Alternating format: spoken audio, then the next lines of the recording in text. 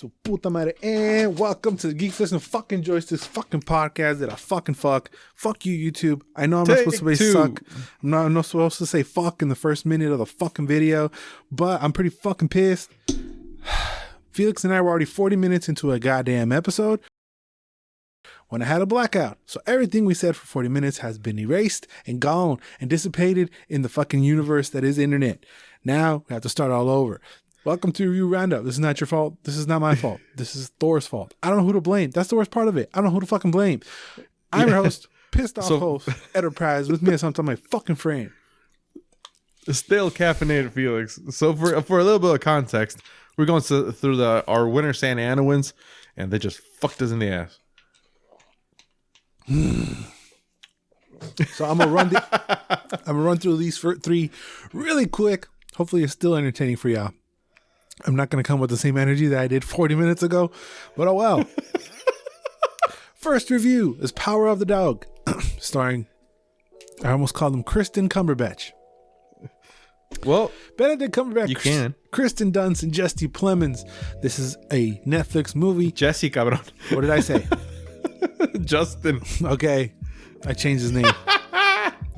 El Pinche Bitch Face, starring Bitch Face, Cumberbatch, and Kristen Dunst. It was really weird to see Kristen Dunst as a mama. She's playing a mama in this, and the story is that Jesse Plemons and Cumberbatch are brothers, and Plemons falls in love with Mary Jane Watson, and she has a son, and Cumberbatch is like a real dick to the son and like puts him through hell. This has a very like old school 1950s book turned into a movie kind of vibes.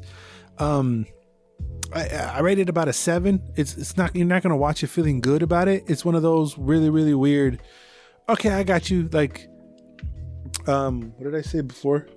Of Mice and Men type of deal. It's just very, very old school like that. Should you watch? Okay, it's okay. It's very, very pretty. Like the scenery is great. Cumberbatch is top 20 actors of all time. Great. You don't give a fuck. Not anymore. I hate repeating myself. I hate doing things twice. It's the worst thing. This is like I'm going through hell, and let's keep going through it because the second movie I watched was The Unforgivable, starring Bubbles' drag name Sandra Bullock, and it's about her coming out of prison after serving her sentence to jail after murdering a cop. So when she's out, she's labeled a cop killer, and she has to live. She's got to integrate herself back into society with that label, and her mission is to try to keep in touch with her sister who went into the foster care system, and she's not an adult, and stuff get interesting and weird, and there's a lot of characters. Sandra Bullock is in it. Vincent D'Onofrio is in it. John Bernthal is in it. Viola Davis. There's a lot of people in it. Great actors. Good story. I enjoyed it. I enjoyed it enough to remember how dope of an actress Sandra Bullock is. She's probably top 20 female of all times. Hell yeah. Hell yeah. It's a good completely. one. It's a good one. During Christmas review roundup, I watched Bruised, and I'm going to review that. I think I like this one way better than Bruised. So if you're on the fence between those two, watch this one because they both have like that miserable feeling to it, where it's not something nice. It's like a shit. It's something, but not nice. Yeah, it's one of those miserable movies, but it's a good watch.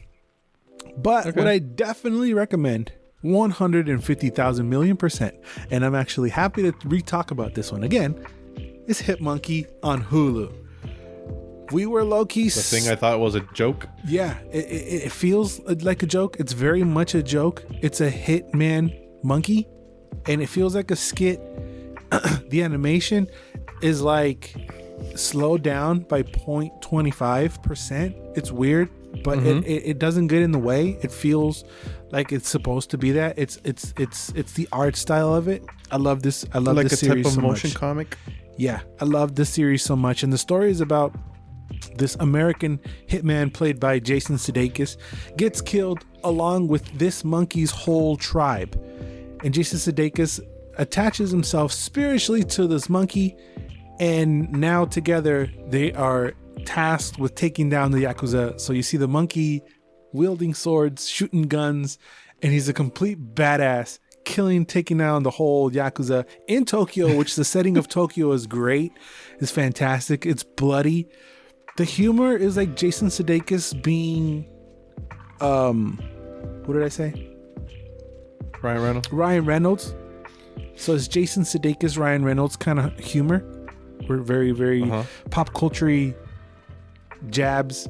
It's fun. It's great. Referential. It's very, very different to anything else. I understand why they couldn't just throw it on Disney Plus because of how bloody it is. Oh, hell no. So they were like, let's just throw it on Hulu.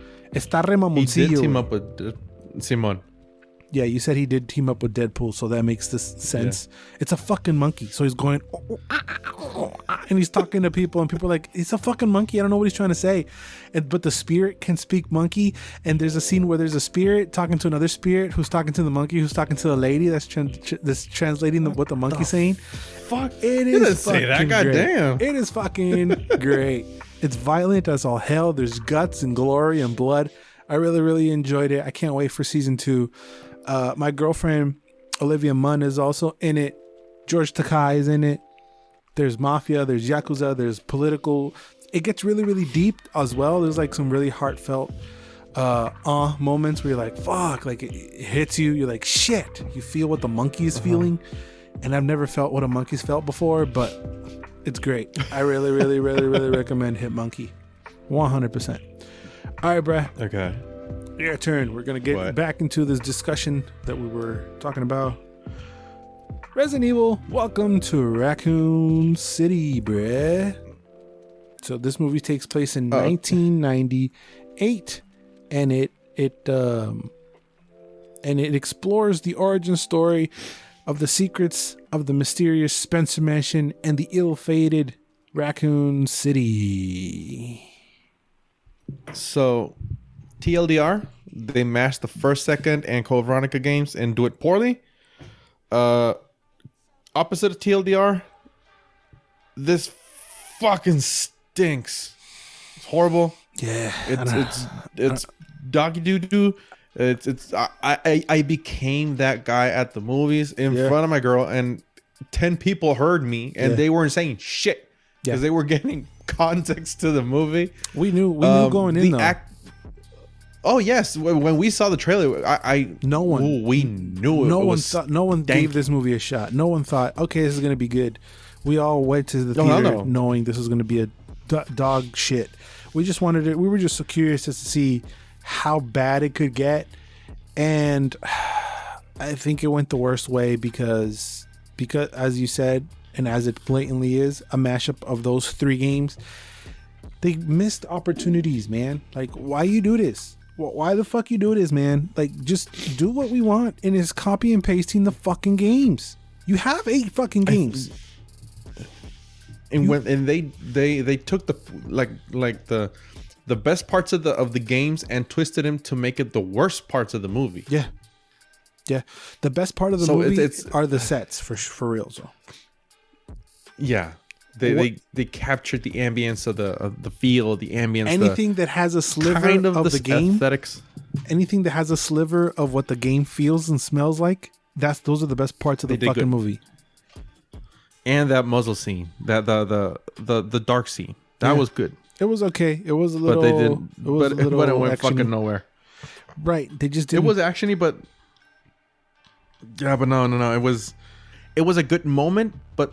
It was just the moment. They didn't get the zombies right. The characters they royally screwed them over. The cast is a mess. The cast is a mess. Like we said, it was, the writing was such bullshit that the race changes.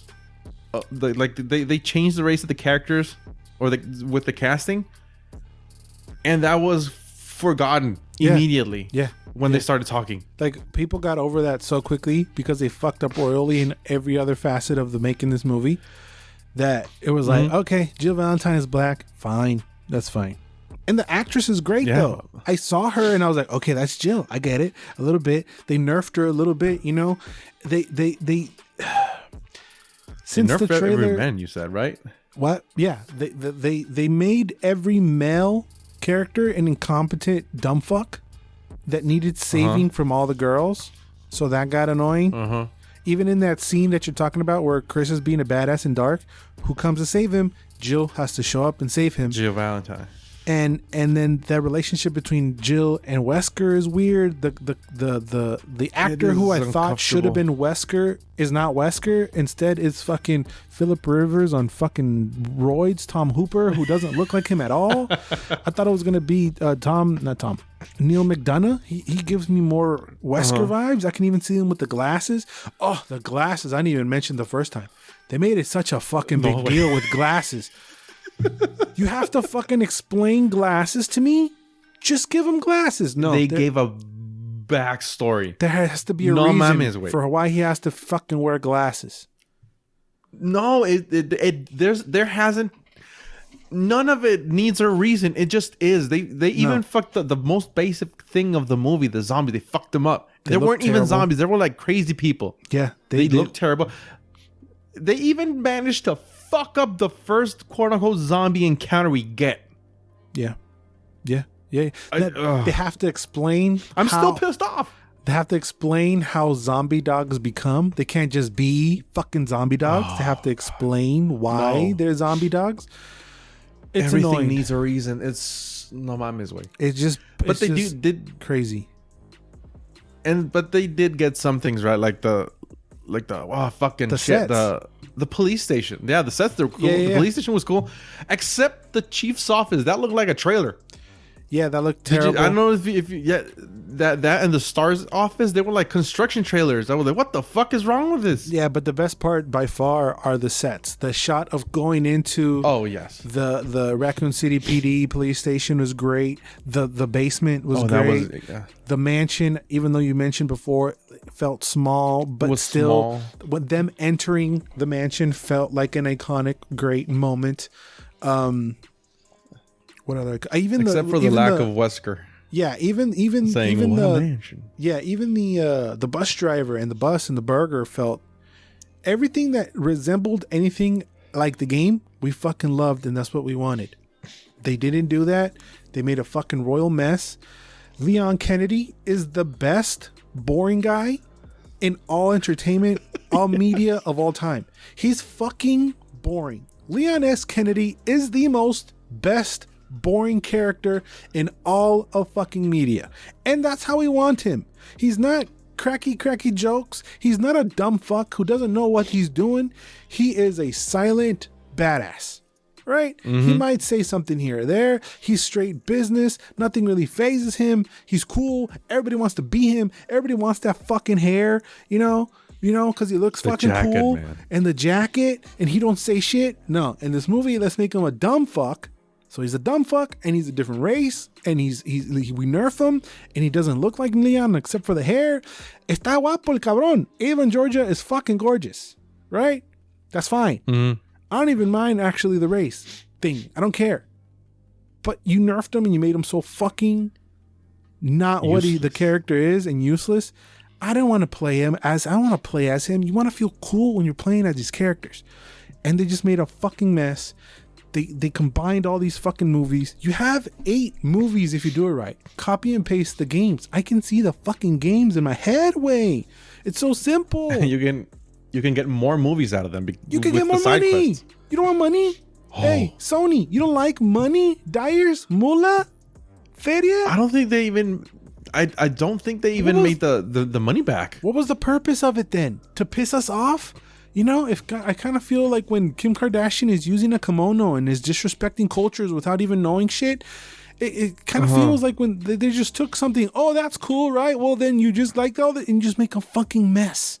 I hate it. They do it with all these fucking video game shits. That's why every time this movie's coming, I cringe because I know they're not going to deliver what we want. And what we want is a copy and paste of the fucking game. Do that. You know what it feels like? It feels like those type of movies they bust out just to keep the rights for them. Right. Right, exactly. It feels like Fantastic Four. The shitty one. Exactly. Oh, that was horrible. It's a fucking mess. All that, right?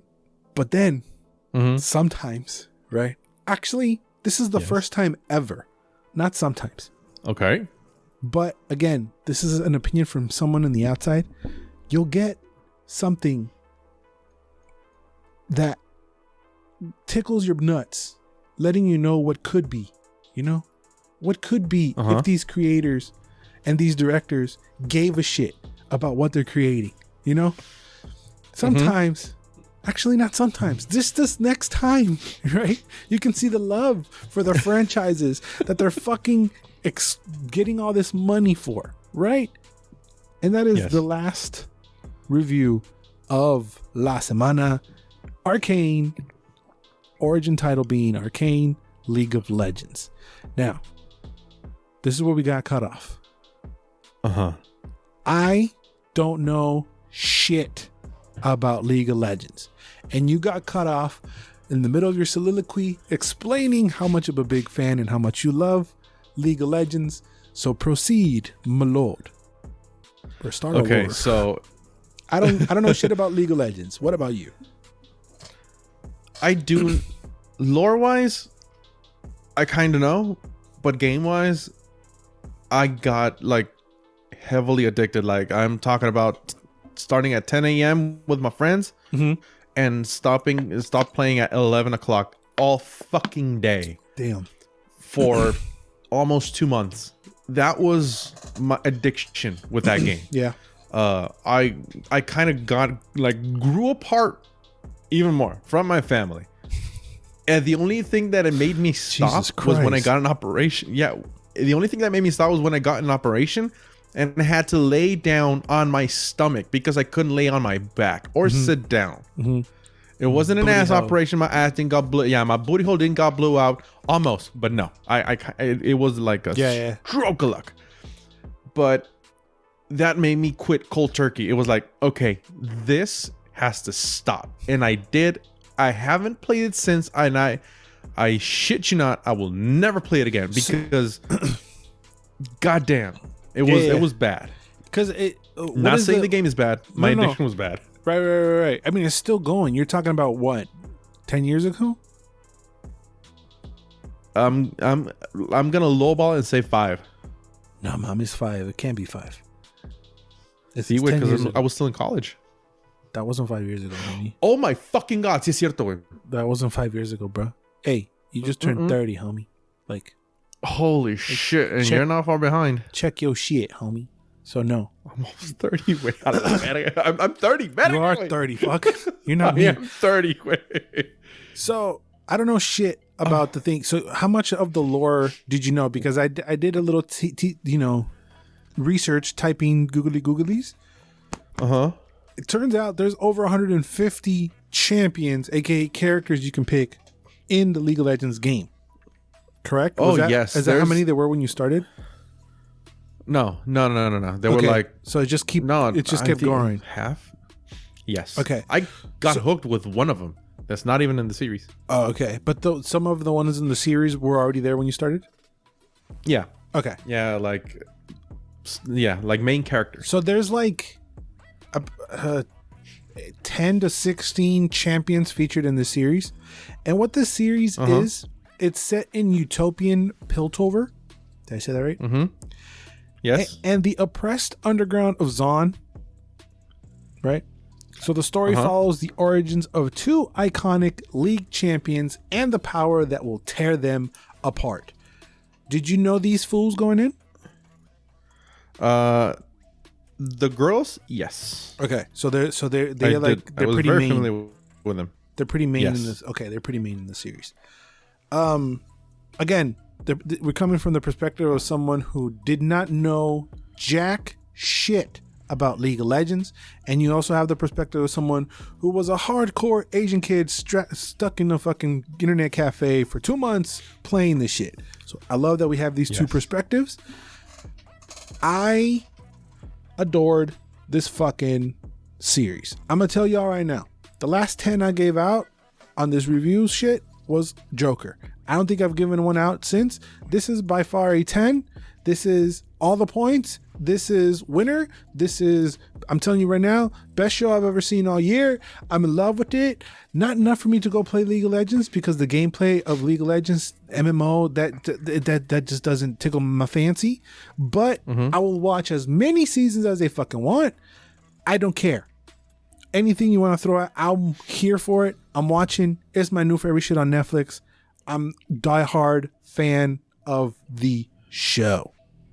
This is explicit proof that when you give a care shit about something, when you give a shit, when you simply and give you a put shit, a little bit, and you put effort to it, because putting effort to make something, it's kind of hard, and I'm lowballing it. You have to give a shit, and they did, and it was fucking perfect. I loved it. Yeah, they made me care about the characters. They weren't like one dimensional. They had depth to them. Nope. They did a lot of stuff. Then oh my god, they're no good guys or bad guys. They're all just characters, and I think that has a lot to do with the fact that they're each champions and they're each characters on their own. You know what I'm saying? They don't need. There's not a good guy versus bad guy. It's more like there is a bad guy again, but there's scenarios, and they're stuck in this scenario, and this happened, and they become this because of this, right? The world I don't know shit about, but it's so interesting and engulfing. I just want to be there. I just want to be in the fucking underworld. I want to work at that fucking bar. I just want to be in this world, right? The visuals are so beautiful, and it's crazy that it's done for a whole season of a TV show. So we're talking about roughly around 7 to 8.5 hours of content. Looking like that is insane. My favorite movie of all time is Into the Spider-Verse.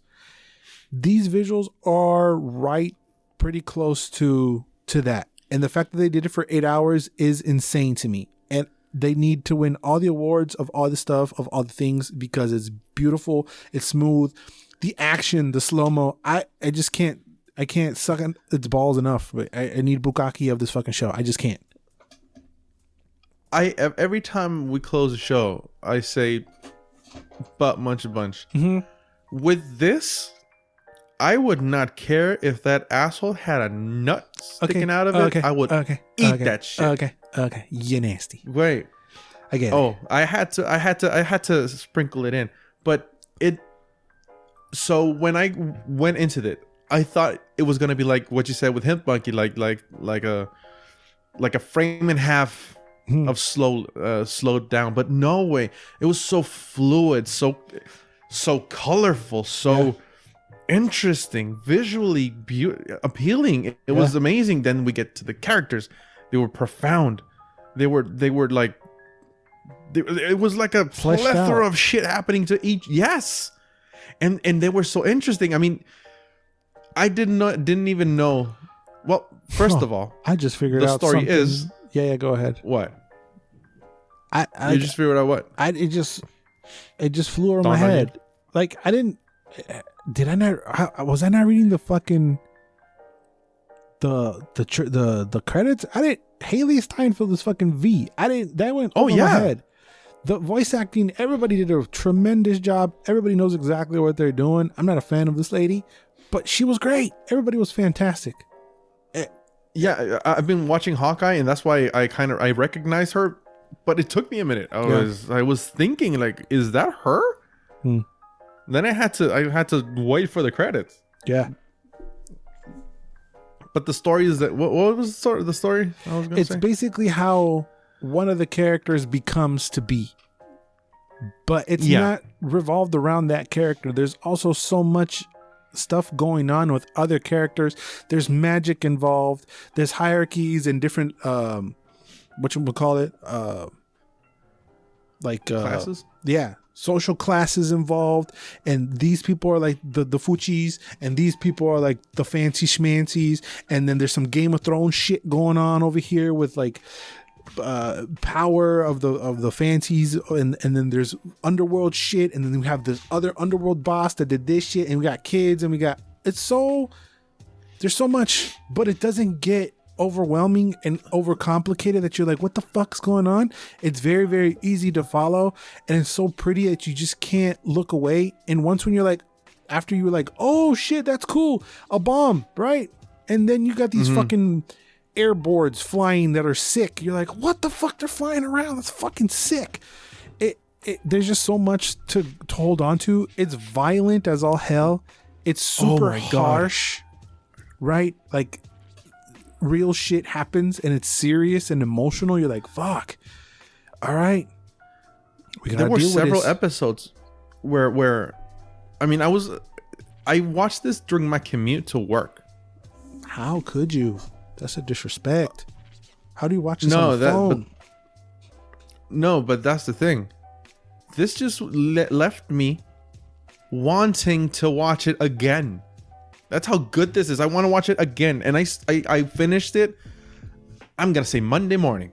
I finished it Monday morning. Yeah. And I want to watch it again, how good it is.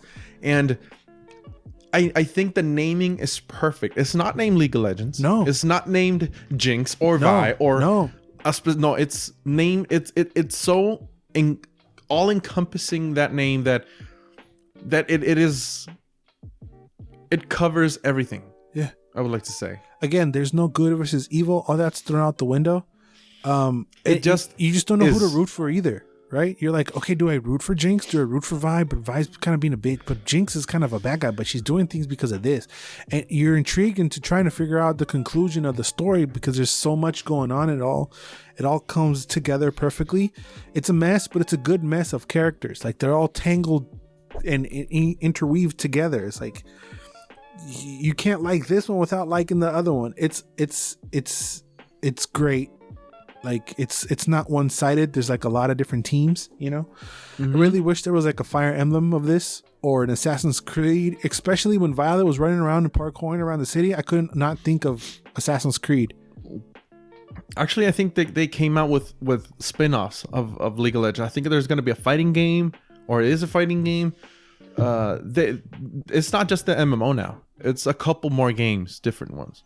Well, revolving inside. Hopefully they touch upon a game mechanic that I like, and then we'll do that. I didn't even touch upon one of the main factors of this motherfucker. The music. What? Oh my God! Wait.